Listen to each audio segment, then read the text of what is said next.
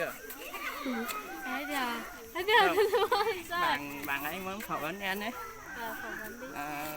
Bạn ấy hỏi là em có người yêu chưa? Chưa. Gần vào. Bạn ấy muốn làm bạn với em đấy. Ừ. Em đồng ý không? Ừ. Đồng ý nhá. Ừ. Bạn thôi mà. Bạn mới. Bây giờ đây là em xoay nhá. Quay gió vào. Quay gió này nè. Nhìn vào đây em ơi.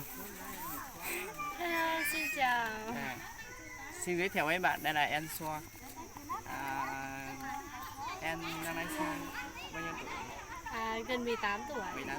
18 tuổi nhé. Nhưng mà bạn ấy vẫn chưa có số của em, nhưng có thể đòi cho bạn ấy